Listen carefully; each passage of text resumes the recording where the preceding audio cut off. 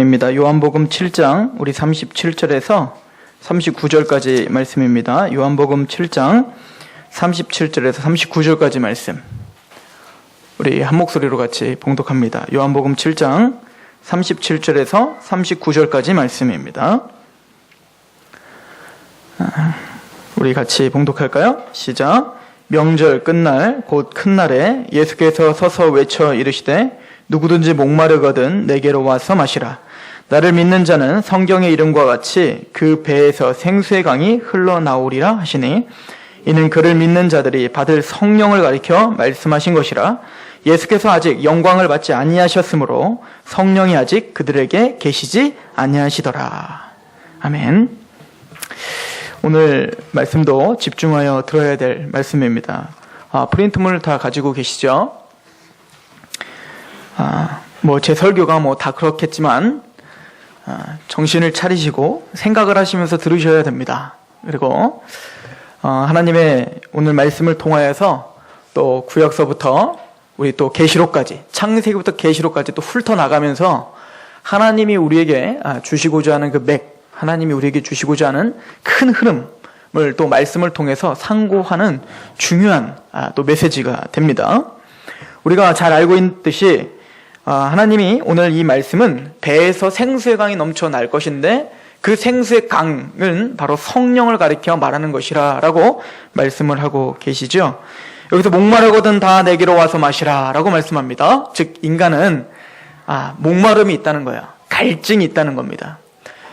순간에 목마름은 물을 먹으면 갈증이 채워지지만 조금만 지나면 또 갈증이 또 생기는 것처럼 우리는 그건 수없이 많은 갈증 속에서 살게 돼 있어요.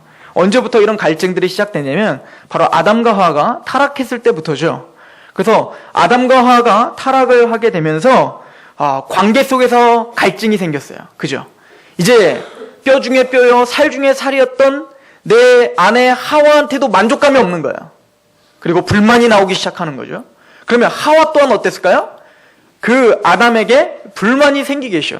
그 리더십에 대해서 불만이 생기고 뭔가 관계가 틀어지면서 갈등이 생긴 거예요. 내 만족이 안 되는 거죠.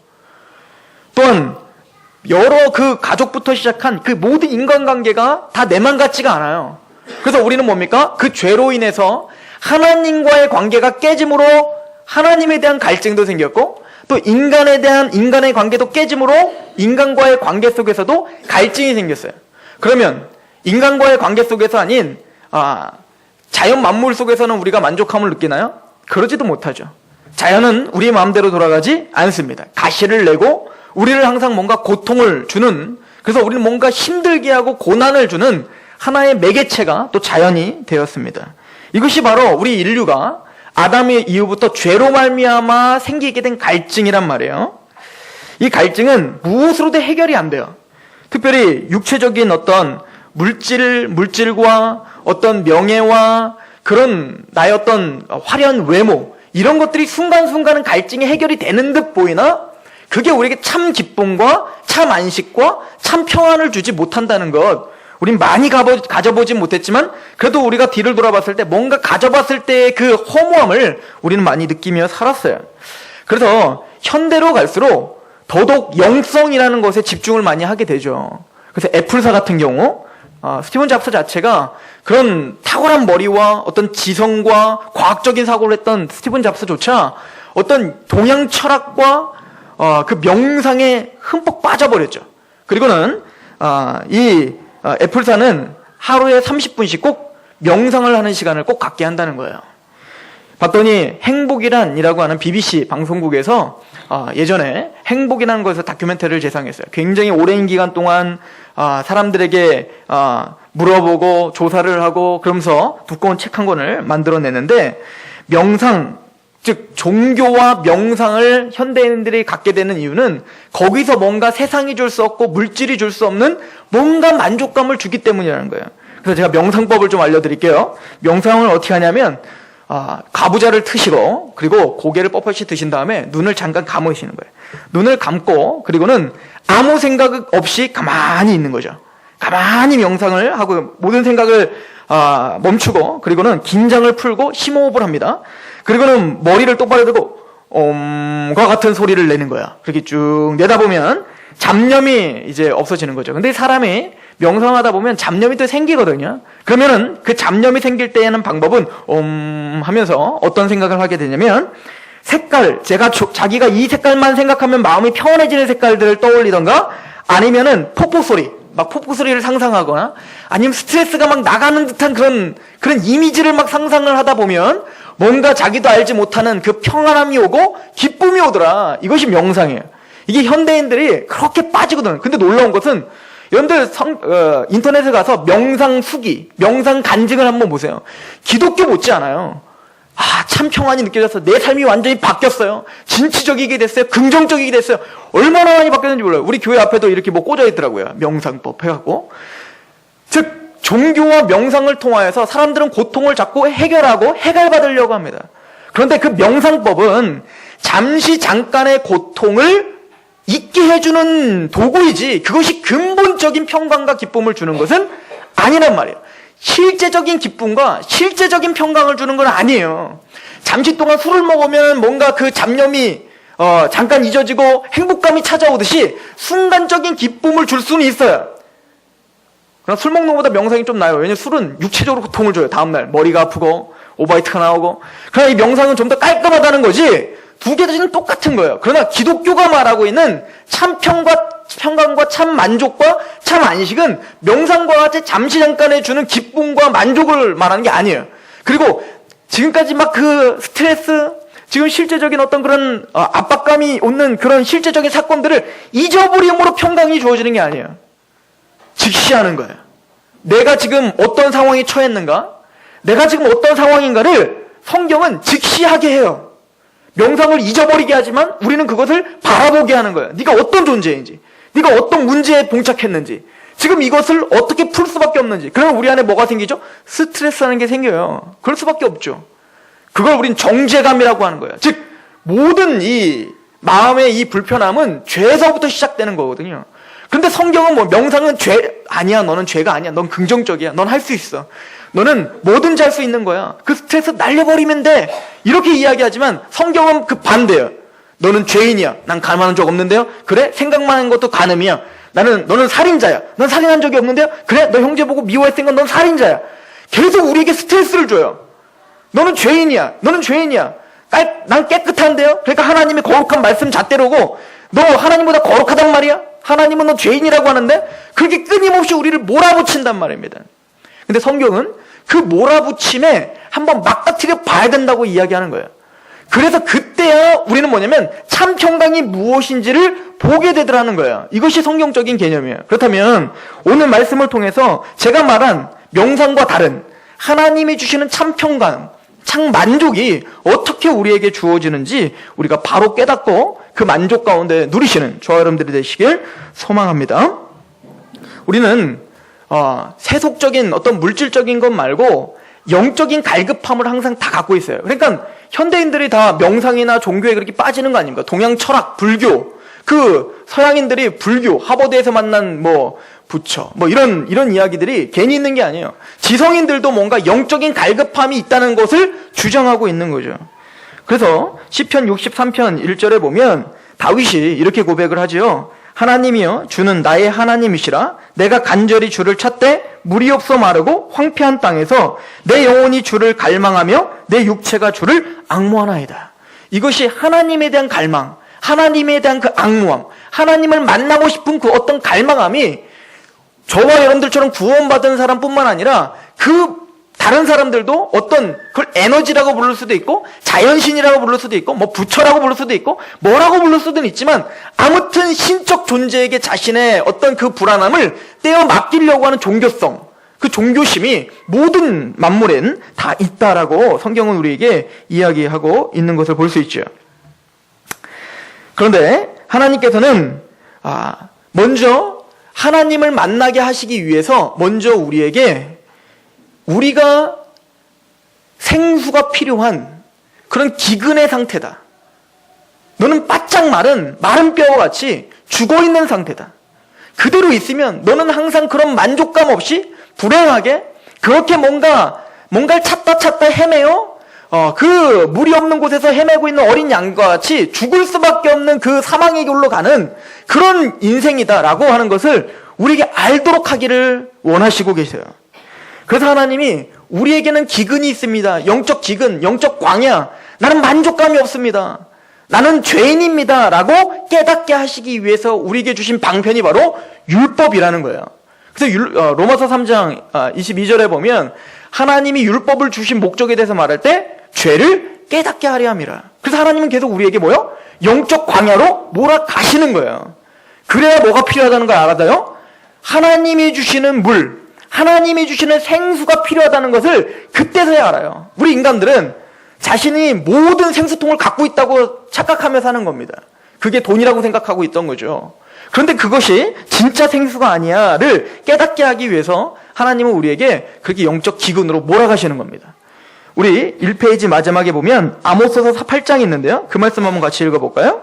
11절입니다. 시작. 주 여호와의 말씀이니라. 보라, 날이 이를지라. 내가 기근을 땅에 보내리니 양식이 없어 주림이 아니며 물이 없어 가람이 아니오 여호와의 말씀을 듣지 못한 기갈이라. 사람이 이 바다에서 저 바다까지 북쪽에서 동쪽까지 비틀거리며 여호와의 말씀을 구하려고 돌아다녀도 얻지 못하리니 그날의 아름다운 처녀와 젊은 남자가 다 갈아여 쓰러지리라.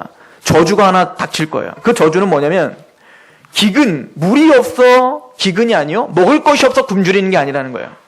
말씀의 기근이 오게 될 거라는 거예요. 그때는 말씀을 찾고 싶어서 그 나를 시원케 하는 복음이죠. 그 시원케 하는 말씀을 찾고자 동으로 서로 아무리 뛰어다녀도 절대 그 복음의 말씀을 듣지 못할 시기가 올 것이다 라고 경고하고 있는 거예요. 언제죠? 심판 때예요. 그때는 아무리 말씀을 듣고 내 마음에 참 평강이 있기를 원합니다. 공고한 날이 오기 전에 주여 그 말씀으로 나를 생명을 주시옵시고 영원한 천국을 허락해 주세요 라고 아무리 부르짖어도 그때는 뭡니까? 말씀이 절대 선포되지 않는 시기가 반드시 올 거라는 거예요. 개인적으로는 죽음이요, 우주적으로는 재림입니다. 그때는 아무리 찾아도 우리의 그 기갈을 우리의 그 광야됨을 그 물로 채울 수 없는 곳이 반드시 그때가 올 것이다 라고 이야기를 합니다. 그럼 지금은 어떤 시기입니까? 고린도후서 6장 1절부터 이렇게 말하고 있어요. 우리가 하나님과 함께 일하는 자로서 너희를 권하노니 하나님의 은혜를 헛되이 받지 말라. 이르시되 내가 은혜 베풀 때에 너희에게 듣고 구원의 날에 너를 도왔다 하셨으니 보라 지금은 은혜 받을 만한 때요 보라 지금은 구원의 날이로다. 지금은 하나님의 말씀이 있는 때예요. 지금은 하나님의 복음이 넉넉하게 풍요롭게 선포될 수 있는 곳이에요. 지금은 내가 가란 것만 깨달을 수 있다면 이제는 그 가람을 채워줄 수 있는 하나님의 그 물, 그 생명수를 언제든지 가서 퍼 마실 수 있는 시기가 바로 지금이라는 거예요. 그래서 지금밖에는 기회가 없다. 그러므로 지금은 구원받을 만한 때요, 은혜 받을 만한 때다라고 선포하고 있는 거죠. 마태복음 11장 12절에도 예수님이 이렇게 이야기해요. 세례 요한의 때부터 지금까지 천국은 침노를 당하나니 침노하는 자가 빼앗느니라. 지금 무슨 얘기입니까? 천국을 침노만 하면 돼요. 내가 물이 부족합니다 라고 하는 그 열심과 그 갈망함을 가지고 복음 앞에 달려나가기만 하면 우리는 얼마든지 그 생명수를 퍼 마실 수 있는 시기에 살고 있다. 그래서 오늘 본문에도 그 이야기를 하고 있는 거잖아요. 37절에 명절 끝날 곧 큰 날 예수께서 서서 외쳐 이르시되 누구든지 목마르거든 이거야. 내게로 와서 마시라. 조건이 하나 있어요. 뭐죠? 목마르거든이에요. 목마르거든. 그러므로 우리에게 먼저 제일 필요한 것은 목마름이에요. 주님만이 주실 수 있는 그 목마름. 주님이 없으면 나는 채워질 수 없는 그 나의 갈망함과 갈증이 있구나라고 하는 것을 깨닫는 것이 너무너무 중요한 거죠. 왜 우리가 복음을 전해도 사람들이 복음을 들으려고 하지 않습니까? 목마름이 없기 때문이에요. 여기서 말하는 물을 통한 해갈은 죄사함을 말하는 겁니다. 우리의 죄를 알고 그 죄를 해결받는 것, 그것이 바로 해갈이에요.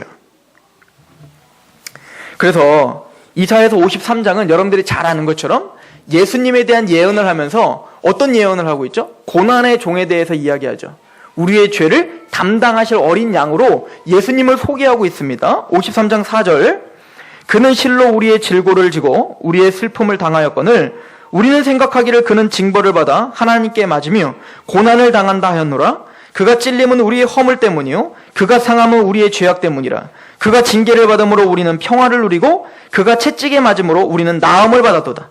우리는 다 양 같아서 그릇 행하여 각기 제 길로 갔거늘 여호와께서는 우리의 모든 죄악을 그에게 담당시키셨도다. 즉 우리의 그 갈망함인 그 죄를 예수 그리스도께서 해결해 주실 거다라는 예언을 하고, 그리고 53장의 그 그리스도 고난받는 종에 대한 이야기, 우리의 죄를 어떻게 씻을 것인지에 대해서 선포한 이후에 이사야서 55장은 바로 이 말이 선포되는 거야. 55장 1절 같이 한번 읽어볼까요? 시작. 오라 너의 모든 목마른 자들아 물로 나오라. 돈 없는 자도 오라. 너희는 와서 사 먹되 돈 없이 값 없이 와서 포도주를 젖을 사라. 즉 이거예요. 지금 무슨 얘기입니까? 우리의 영적 갈망함은 내가 죄인입니다. 나는 영원한 지옥 형벌에 갈 수밖에 없고, 그 두려움이 드디어 피부로 와닿을 정도로 너무너무 고통스러울 때, 그게 뭐예요? 목마른 기근, 내가 기근에 있습니다, 난 광야에 있습니다를 깨달은 시기란 말입니다. 이것이 조건이에요. 예수님을 만날 수 있는 조건은 이거예요. 물을 마실 수 있는 조건은 오직 이거예요. 내가 뭔가를 했습니다. 나는 뭔가를 해냈습니다. 주님, 내 것 받아주시고 구원 주시지요. 이 율법주의로는 하나님 앞에 생명수에 참여할 수가 있지 않단 말입니다. 우리에게 필요한 것은 갈망이에요. 하나님이 필요하다는 갈망, 주님이 필요하다는 갈망, 주님이 없인 내 인생은 아무것도 아니라는 갈망. 이것이 구원받은 자의 특징이어야 됩니다. 2절을 보십시오. 너희가 어찌하여 양식이 아닌 것을 위하여 은을 달아주며 배부르게 하지 못할 것을 위하여 수고하느냐. 내게 듣고 들을지어다. 그리하면 너희가 좋은 것을 먹을 것이며 너희 자신들이 기름진 것으로 즐거움을 얻으리라. 너희는 귀를 기울이고 내게로 나와 들으라. 그리하면 너희의 영혼이 살리라. 내가 너희를 위하여 영원한 언약을 맺으리니 곧 다윗에게 허락한 확실한 은혜이니라. 여기가 또 이렇게 경고를 하죠. 너희가 어찌하여 양식이 아닌 것을 위하여 은을 달아주며 배부르게 하지 못할 것을 위하여 수고하느냐. 명상, 다른 종교, 돈을 버는 것, 권력을 줍는 것, 이 모든 것이 내가 행복하기 위함이요 만족하기 위함이요 갈증을 좀 해결하기 위함인데, 그것은 너에게 참 양식이 아니고 참 음료가 아닌데, 그것을 위해서 어째 은을 쓰고 돈을 쓰고 열정을 내고 에너지를 쏟니? 진짜 너에게 참 양식과 참 생수는 나의 말씀을 듣는 것이다 라고 여호와께서 우리에게 이야기하고 있는 거 아닙니까? 또 요한복음 4장에 보시면 예수님이 그 사마리아 여인을 만나는 장면이 있죠. 그때 그 여인에게 내가 누군 줄 알았으면 네가 나한테 물을 줬을 것이다 라고 하면서 자신을 이렇게 소개하죠. 14절에 내가 주는 물을 마시는 자는 영원히 목마르지 아니하리니 내가 주는 물은 그 속에서 영생하도록 솟아나는 샘물이다. 영생하도록 솟아나는 샘물을 줄 수 있는 사람이야 라고 했어요. 그럴 때 이 여인은 그게 무슨 말인지 깨닫지 못하죠. 그럴 때 주님께서 갑자기 그 여인의 무엇을 지적하냐면, 우리 16절을 보세요. 이르시되 가서 내 남편을 불러오라. 이거 뭐죠? 그 여인의 치욕이에요. 5명의 남편이 있었단 말입니다. 어찌 보면 이것은 숨기고 싶은 과거요, 숨기고 싶은 죄란 말입니다. 숨기고 싶은 상처란 말이에요. 근데 주님은 그 여인에게 생수, 영생을 주는 생명수에 대한 이야기를 하면서 그 여인의 무엇을 지금 들춰내고 있습니까? 죄, 상처, 그 여인의 어떤 고통, 그것을 들춰내는 거예요. 무슨 얘기입니까?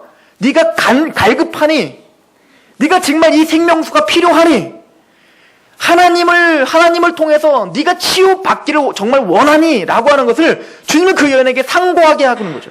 깨닫게 하는 겁니다. 이것이 뭐기 때문에? 이 영생수를 마실 수 있는 유일한 방법이기 때문에 그렇습니다. 그래서 주님은 부자들이 천국 가기가 낙타기가 바늘길을 통과하는 것보다 어렵다고 한 이유는 실제적인 이야기라니까요. 만족감이, 어떤 갈급함이 없다고 생각하게 되는 거예요. 속고 있는 거거든요. 내가 부자기 때문에 내가 이 땅에서 뭐 천국인데요, 뭐. 이 땅에서 영생할 것 같은데요. 왜? 과학이 계속 발달하니까. 돈만 있으면 내 마음대로 다 되거든요. 그러니까 뭔가 내 마음의 만족감이 항상 넘칠 거라고 착각하면서 사는 거야. 뭔지 모를 이 마음에 불안함과 무언지 모를 갈급함이 있는데도 불구하고 그걸 꾹꾹 눌리며 사는 거예요. 삼성을 만든 이병철 회장이 나중에 죽기 전에 가톨릭 신부를 만났다는 거 아닙니까? 그리고는 그분한테 물어봤던 게 그거라는 거 아니에요. 죽고 난 다음에 그 두려움, 그거에 대한 토론을 했다는 거 아닙니까? 제가 오늘 잡지를 보니까 그 인터뷰 내용이 실려져 있더라고요. 살아있을 때에는 뭔가 갈급함이 없는 사람처럼 떵떵거리며 살았지만 죽은 앞에 서니 뭔지 모를 그 갈급함이 생기더라는 거예요. 그래서 그 여인에게 그 생명수를 마셔라 라고 말하기 전에 그 여인의 치부를 드러낼 수밖에 없었던 거예요. 예, 제가 주님이 필요한 사람입니다. 하나님이 주시는 그 생명수가 필요한 사람입니다 라고 고백할 때까지 주님은 광야를 돌리는 거예요.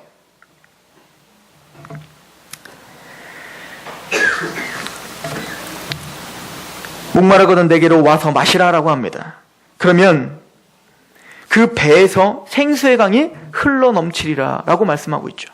그 배라고 하는 건 뭐냐면, 이 지금 성경이 쓰여질 그 당시에 배라고 하는 개념은 우리는 배 하면 여기에 창자가 들었구나 이렇게 생각을 하지만, 그 사람들은 이 배는 인간의 깊숙한 근본을 말하고 있어요. 그러니까 욕심, 욕망을 말할 때도 신약 성경은 배에 대한 이야기를 해요. 우리의 욕망함이 배에서부터 나온다 이렇게 이야기한단 말이죠. 그게 뭐냐면 우리의 깊숙한 내면 안에 우리의 근본적인 어떤 갈망함이 있고 근본적인 필요와 근본적인 어떤 욕망함이 있다는 거예요. 끊임없이 채워도 또 채워질 수밖에 없는 그 뭔가 밑빠진 독과 같은 곳이 우리 배라고 하는 거예요. 그런데 그 밑바닥부터 말할 수 없는 그 기쁨이 충만해져서 모자른 게 아니라 어떻게 된다는 거예요? 넘친다는 거예요. 누구에게 오면? 예수님에게 오면 그런 역사가 있다라고 이야기를 하고 있습니다. 그러면 우리가 이렇게 생각해 보면 돼요. 저와 여러분들은 이미 그럼 생수의 강이 여러분들의 배에서 흘러 넘쳐야 되죠. 그렇죠? 근데 표정들이 왜 그러세요? 이해가 안 가요. 졸려 죽겠는 표정이에요. 오늘 그 기쁨을 회복하시길 소망합니다. 즉, 이 배에서 흘러 넘치는 그 물은 성경에서 성령이라고 이야기하고 있습니다. 왜 그럴까요? 우리에게 나는 기근입니다. 난 물이 필요합니다라고 깨닫게 하시는 분도 성령이시오. 또 그 해갈해 주시는 것도 성령이시오.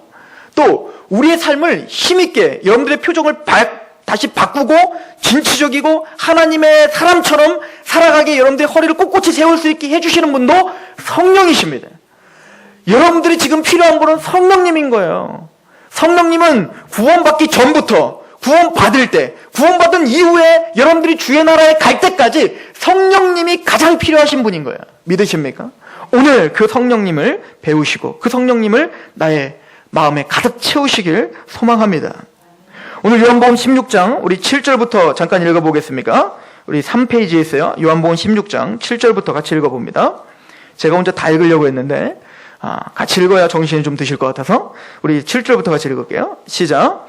그러나 내가 너희에게 실상을 말하노니 내가 떠나가는 것이 너희에게 유익이라. 내가 떠나가지 아니하면 보혜사가 너희에게로 오시지 아니할 것이요 가면 내가 그를 너희에게 보내리니 그가 와서 죄에 대하여 의에 대하여 심판에 대하여 세상을 책망하시라. 잠깐 여기까지요.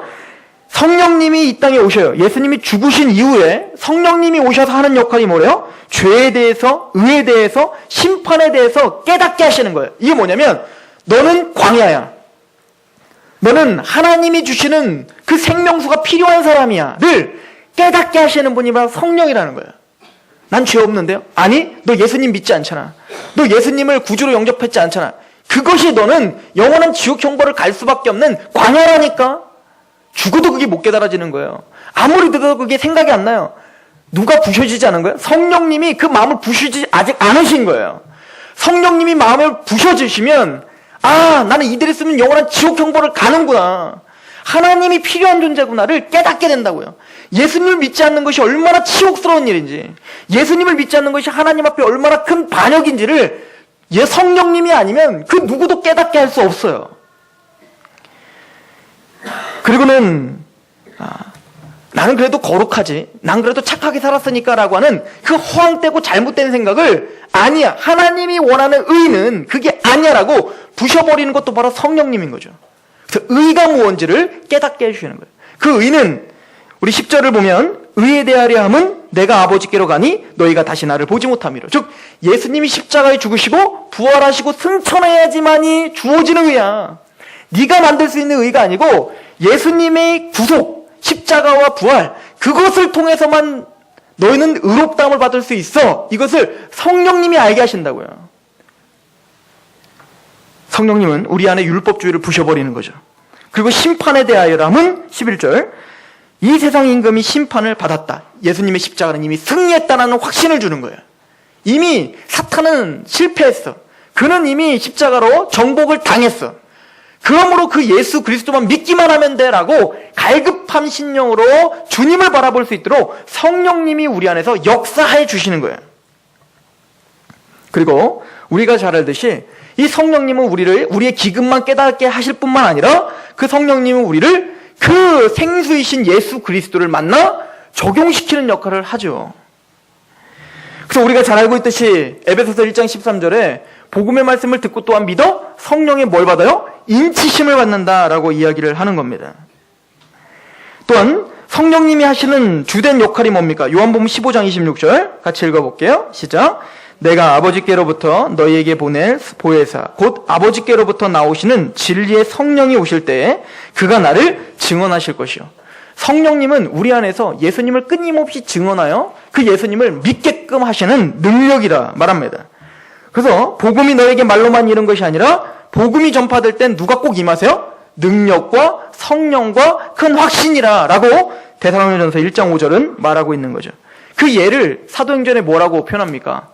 베드로가 고넬료를 만나서 구원 얻을 말씀 복음을 전하니 누가 임하세요? 성령이 임해서 생명 얻는 회개를 했다라고 사도행전 11장이 이야기하고 있지 않습니까? 여러분들이 예수님을 믿는 것, 그 생수이신 예수님을 만난 것, 이 모든 것도 누구의 역사라고요? 성령님이 우리를 깨닫게 하시고 성령님이 인쳐 주셨기 때문에 가능한 것입니다. 로마서 8장 9절에 만일 너희 속에 하나님의 영이 거하시면 너희가 육신에 있지 아니하고 영에 있나니 누구든지 그리스도의 영이 없으면 그리스도의 사람이 아니니라. 그러니까 우리가 어느 교파에서 이야기하는 것처럼 성령님은 구원받은 사람이 2차적으로 뭔가 또 받아도 되고 안 받아도 되는 그런 성격이 아닌 거예요. 성령의 세례, 성령님의 임함이 없다면 우리는 죄인인 것들을 못 깨닫고 구원도 못 받고 우리는 여전히 죄 가운데 있는 것밖에 안 되는 거예요. 그래서 우리는 다 성령의 체험이 있어야 돼요. 성령님이 여러분들 안에 가득하게 여러분들에게 넘치는 역사가 있으셨어야 돼요. 그것이 뭐라고 합니까? 거듭남이라고 하는 거예요. 구원이라고 이야기하고 있는 것입니다. 근데 오늘 말씀에 보면 요한복음 7장 39절에 보면 예수께서 아직 영광을 받지 아니하셨으므로 성령이 아직 그들에게 계시지 아니하시더니 오늘 본문에 써 있죠. 그 말씀이 무슨 이야기입니까? 이 성령님은 근데 언제 오시는 겁니까? 예수님의 십자가의 죽음과 부활하고 승천하신 이후에 오순절날 오시는 거예요. 그래서 이 성령님과 이 예수님과의 이 관계, 십자가와 이 성령의 강림하심의 관계는 좀 불가분의 관계가 있어요. 여러분들 구약을 보면 3대 절기가 있죠. 3대 절기는 우선 유월절이에요. 유월절과 그 다음 뭡니까? 맥추절이 있고 그 다음에 뭡니까? 오늘 초막절이에요. 자, 그런데 오늘 본문에 우리 배에서 생수의 강이 넘치리라 라고 한 이 말이 언제 했던 메시지죠? 지금 초막절 마지막 날. 즉, 이 초막절 마지막 날에는요, 모든 백성들이 성전에 모여서 하나님께 모든 예배를 드리고 모두가 다 모여있을 때 주님께서 가장 핵심적인 얘기를 지금 던지시는 거예요. 그러니까 오늘 이 메시지는 그 당시 유대인들에게 대단히 중요한 메시지요. 오늘 우리에게도 참 중요한 메시지라고 아시면 되는 거예요. 유월절은 뭐에 대한 상징입니까? 바로 예수님께서 십자가에서 죽으심, 우리의 대속이 되심을 상징하는 거죠. 그리고는 맥추절이라고도 하고 오순절이라고 하는 두 번째는 뭡니까? 바로 첫 번째 열매를 맺어서 그 열매를 하나님께 드리며 하나님께 예배를 드리는 때가 맥추절 오순절이에요. 그럼 이 오순절날 뭐가 임했죠? 성령님이 임했잖아요. 그러니까 대단히 중요한 거예요. 예수 그리스도의 유월절 사건을 통하여 출애굽을 했죠. 구원을 받습니다. 그랬던 그 구속의 사건을 우리 마음에 열매를 맺게 하는 게 누가 임하심으로? 성령님이 임하심으로 우리의 영적인 오순절이 시작된 거예요. 열매가 맺어진 거예요. 그리고는 첫 열매가 맺어지고 언제 다 수확을 하냐면 바로 수장절입니다.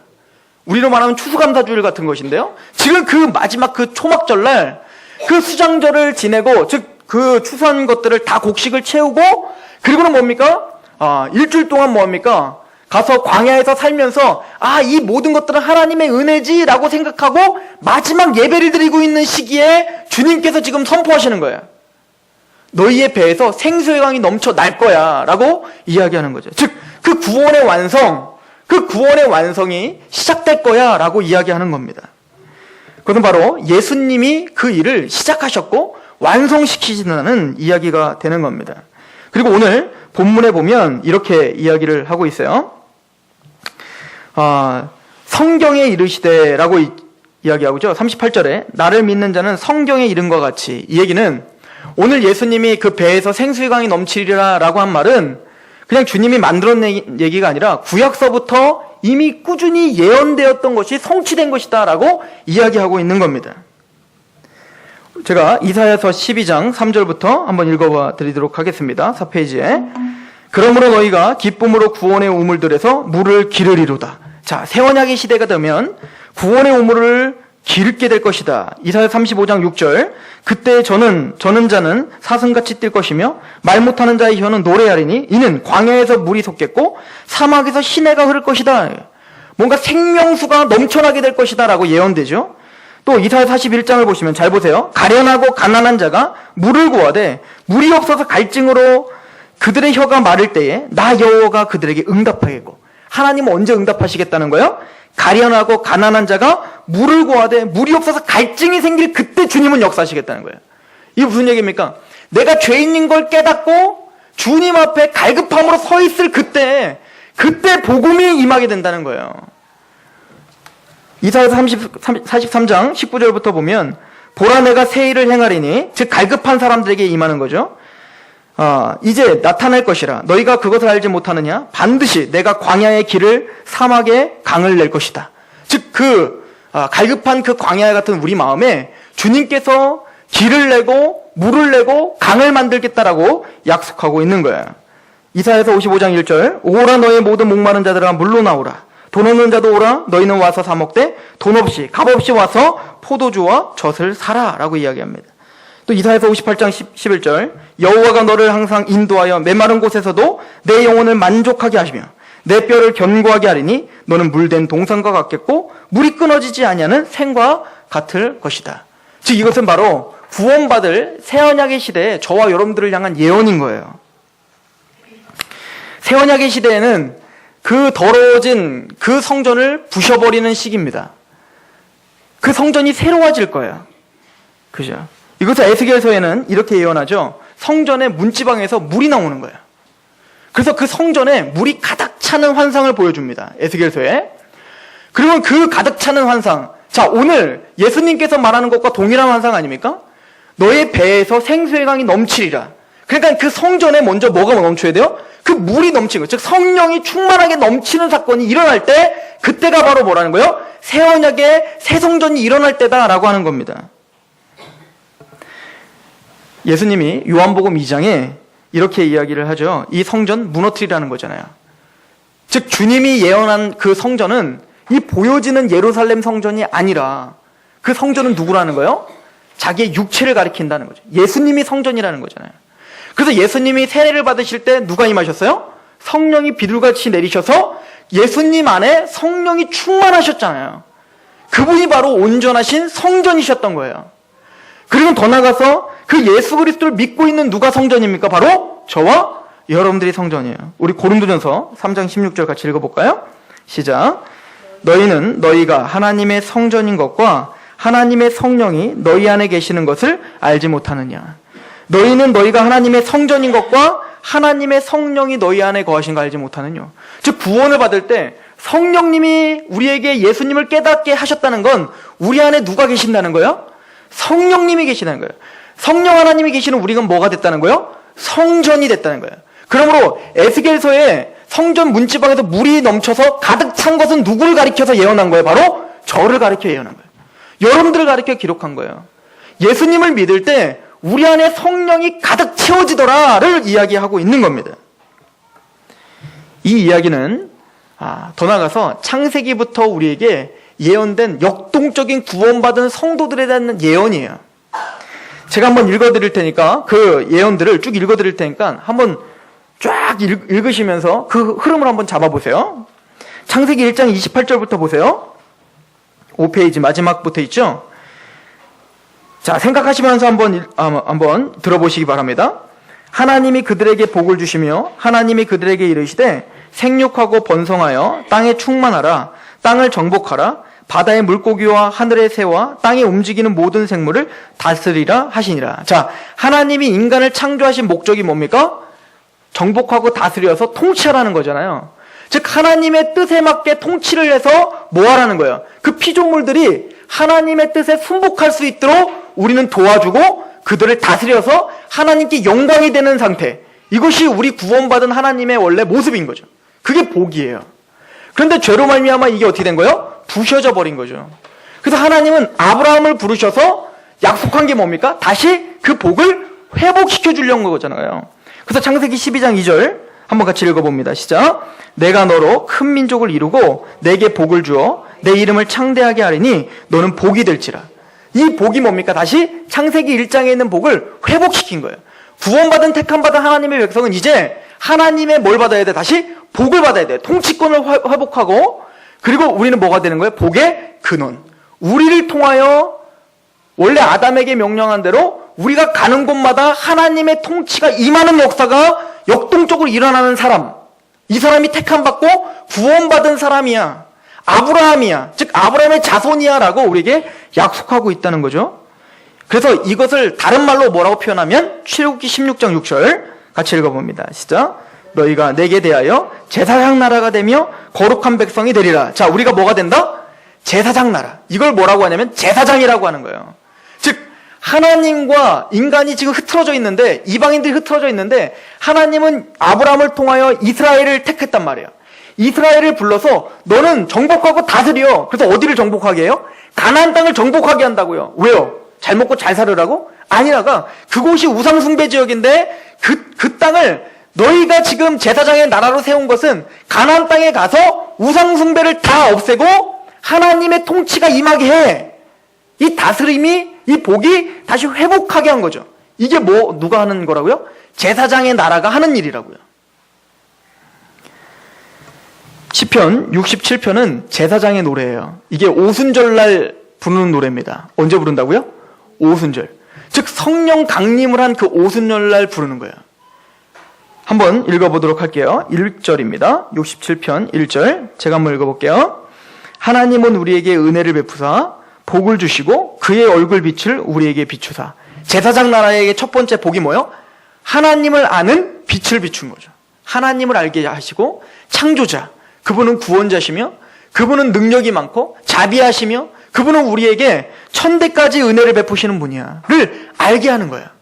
그 어떤 민족에게도 하나님은 드러내시지 않았는데 오직 제사장의 나라에만 하나님을 아는 빛을 허락하신 거예요. 이게 복이죠. 그 다음 아브라함에게 주었던 복이 뭐예요? 너는 복을 받을 뿐만 아니라 네가 복의 근원이 되라. 너를 통하여 하나님의 복음이 선포되고 통치가 임해야 돼 라고 하는 역동적인 사명을 이야기하죠. 2절부터 보세요. 주의 도를 땅 위에 주의 구원을 모든 나라에 알리소서. 하나님이여 민족들이 주를 찬송하게 하시며 모든 민족들이 주를 찬송하게 하소서. 온 백성은 기쁘고 즐겁게 노래할지니 주는 민족들을 공평히 심판하시며 땅 위의 나라들을 다스리실 것임이니이다. 하나님이여 민족들이 주를 찬송하게 하시며 모든 민족으로 주를 찬송하게 하소서. 땅이 그의 소산을 내어주었으니 하나님 곧 우리 하나님이 우리에게 복을 주시리로다. 하나님이 우리에게 복을 주시리니 땅의 모든 끝이 하나님을 경외하리로다.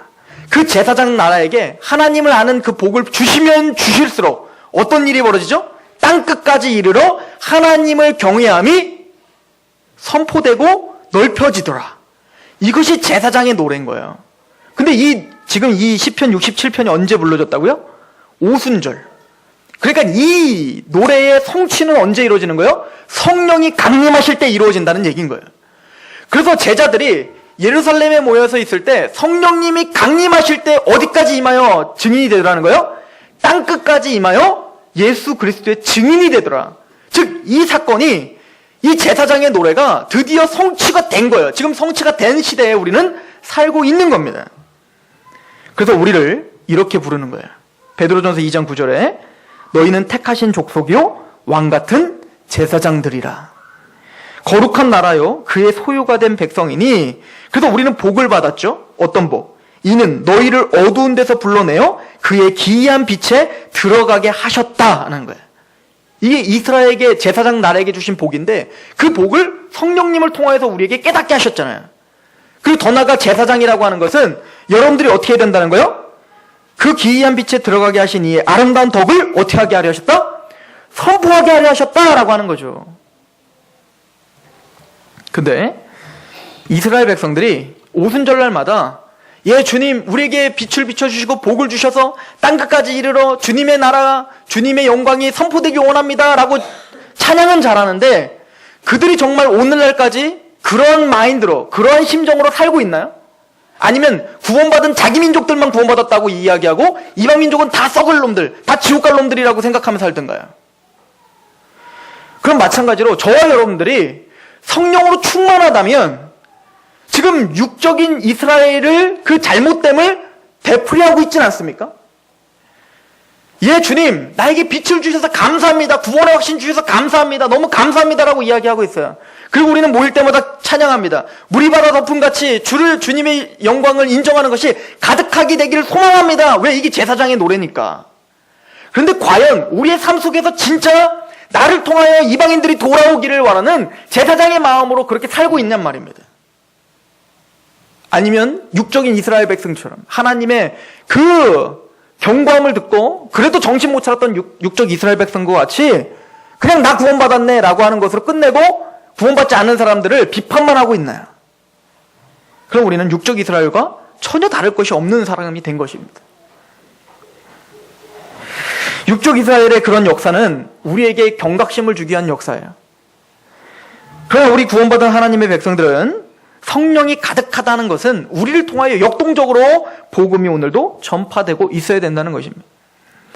에스겔서 47장에 그 성전에서 물이 넘쳐나서 어떤 환상을 보여주죠? 에스겔이 보니까 그 물이 동쪽으로 흘러가는데 맨 처음에는 그 물이 발목까지 차고 그 다음 무릎까지 차고 허리까지 찬 다음에 그 다음에는 뭐예요? 능히 사람이 건널 수 없는 큰 강을 이루더라는 거예요.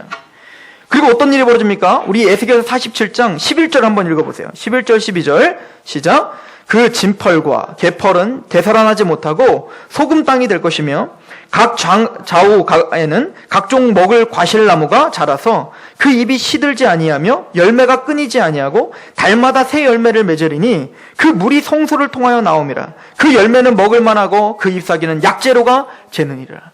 즉 성전이 회복되어 그 생명수가 흘러 넘치면 그 넘치어서 그 물이 닿는 곳은 약재로가 되는 거예요. 생명이 살아나는 역사가 일어나는 거예요.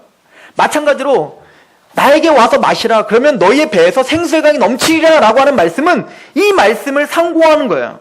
그렇구나. 구원을 받아 내 마음에 성령이 충만하면 이제는 우리 안에서 배에서 생수의 강이 넘쳐나서 우리가 가는 곳에 갈증이 해갈되고 우리가 가는 곳에 병든 자가 일어나고 그런 치유의 역사가 일어나는구나. 즉 영적인 안진뱅이들, 영적인 소경들이 눈을 뜨고 일어나서 예수 그리스도를 만나는 그런 복음의 역사가 우리를 통해서 일어난다는 얘기예요. 그래서 이 성취를 주님은 마태복음 28장에 말하는 거 아닙니까?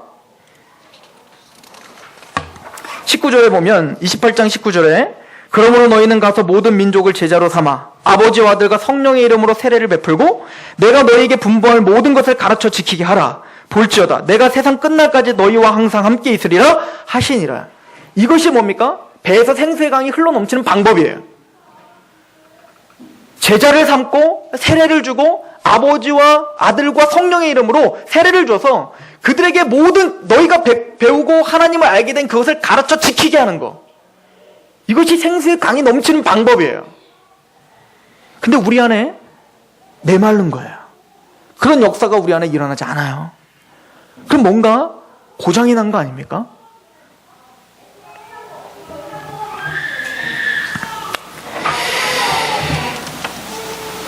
성령님은 우리 안에서 그런 복음을 전할 수 있는 담대함과 그 뭔가 풍요로움을 우리에게 주십니다.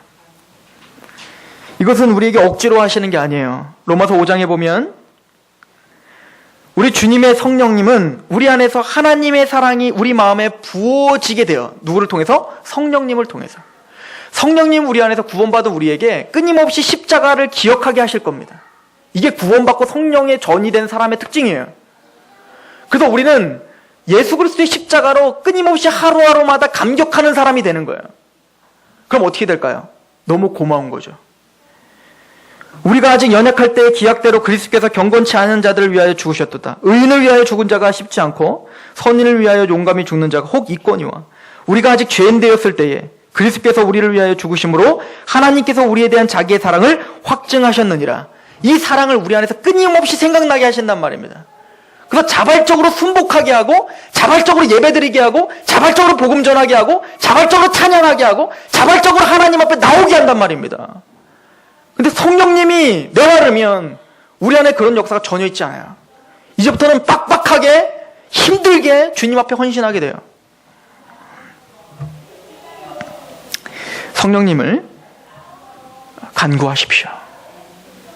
그 성령님이 여러분들을 가득 충만하게 채우셔야 합니다. 그래야 여러분들의 신앙에 승리할 수 있습니다. 더 나아가 그렇게 간구해도 그런 충만함이 생기지 않는다면 내 구원이 맞는가 시험하셔야 됩니다. 진짜 구원함을 받았다면 성령님이 반드시 우리 안에 있을 거예요. 성령님이 진짜 계시다면 어쩌든 복음이 내 마음에서 계속 전파되려고 할 거야. 그게 죽은 신앙이 아니라면. 내 마음에 성령님이 진짜 살아계신 구원받은 정말 진짜 구원의 확신 있는 사람이라면 예배가 살아날 수밖에 없을 거예요. 말씀에 대한 껄떡껄떡거리는 그 갈급함이 있을 거란 말입니다. 시편 119편에 말합니다. 내가 주님의 율법이 너무나 갈급하여 헐떡이고 있습니다. 이게 구원받은 성령님에 사로잡힌 사람의 특징이라는 거예요.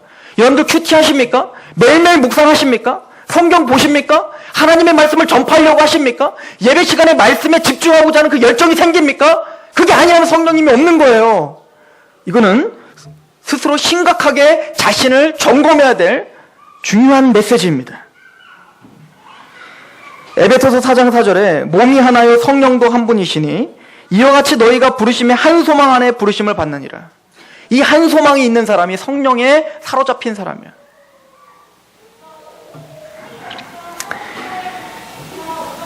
성경은 거짓 확신도 이야기하고 있음을 명심하시기 바랍니다. 성령님의 충만하심으로 여러분들이 승리하는 신앙생활을 하십시오. 그게 구원받았다는 증거가 될 것입니다. 한 소망이란 바로 아까 에스겔서에서 성전에서 물이 가득하여 흘러넘치는 것이 동쪽으로 흘러서 사해로 가서 사해에 있는 물고기들을 살리는 역사가 있는 것. 그리고 예수님께서 그 성전은 바로 나를 가리켜 기록되는 것이다 라고 말씀하셨죠. 그래서 예수님 안에 그 성령님이 충만하여 그 성령이 충만한 예수님을 통하여 우리가 구원함을 받는 거죠. 그리고 우리는 작은 예수가 되어 우리가 또 성전이 돼서 오늘날 예수님이 다 이루시지 못한 일을 우리가 제사장이 되어서 하는 겁니다. 물론 우리가 죽어서 되는 게 아니고 우리가 진짜 육체가 죽어서 하는 건 예수님의 사건으로 끝났지만 우리는 순간순간 나를 쳐 복종시키고 죽이는 거예요. 그래서 남을 위해서 나를 희생했던 예수님의 십자가처럼 내 십자가를 짊어지고 한 사람을 구원하기 위하여 그 사람에게 생명수 흘러넘치게 하기 위하여 오늘도 나는 죽노라 라고 하며 고백하며 살아가고 있는 거예요. 그리고 이 생수가 넘치는 이 환상은 예수님의 보좌로 끝날 거야. 그게 계시록 22장의 말씀입니다. 즉 하나님의 보좌와 어린 양의 보좌로부터 이 생수의 강이 흘러넘쳐 거기에 생명나무가 흘러넘치는 거. 우리는 뭡니까? 그게 바로 우리의 만족감의 완성이라고 생각하는 거죠. 즉 그 완성을 소망하시고 그 완성에서 받으실 그 축복을 생각하시며 오늘 하루 승리하시길 소망합니다. 그 성령님을 간구하셔서 우리 마음이 메말라 있다면 주의 약속의 성령의 생수의 강이 우리 마음에 넘친다고 하셨는데 내 마음이 이렇게 메말라 있습니다. 성령님 내 안에 살아계신다면 나를 강하게 붙잡아 주옵소서라고 기도하십시오. 혹시 내 마음에 끊임없이 그런 생수의 강이 넘치지 않는다면 구원을 다시 점검하십시오. 그리고 성령님은 내 마음의 예수 그리스도를 제대로 영접할 수 있도록 주여 저를 붙잡아 주옵소서라고 반드시 기도하셔야 됩니다. 그럴 때 여러분들에게 인생의 승리, 영혼의 승리가 있을 것입니다. 기도하겠습니다. 하나님 아버지 너무나 감사합니다. 예수 그리스도의 십자가의 사건으로 우리의 죄사함을 받았다는 이 명확한 진리가 우리에게 하나의 지식으로 전달되지 않게 하시옵소서. 성령님께서 그 하나님의 놀라운 신비를 깨닫게 하시옵시고 내 마음에 예수 그리스도에 대한 강한 갈급함을 허락하여 주옵소서. 그래서 세상이 알 수 없는 그 만족스러운 그 생명의 성령의 생명수가 우리의 마음을 가득 채우고 넘쳐 내가 거하고 있는 그 땅이 변화되게 하시옵소서. 우리를 통하여서 제사장 나라처럼 하나님이 택함받은 자녀처럼 그렇게 그 성전에서 흘러나온 물이 가는 곳마다 치유의 역사가 일어났던 것처럼 죽었던 생명이 살아나는 것처럼 우리가 거하는 가정이 우리가 거하는 이 교회가 구원받은 하나님의 백성이 거하는 이 나라와 이 지역이 변화되게 하시옵소서. 우리를 소금과 빛으로 삼아주셨사오니 성령님의 능력으로 우리를 인도하여 주옵소서. 그렇게 하실 하나님을 기대하며 예수 그리스도의 이름으로 감사하며 기도합니다. 아멘.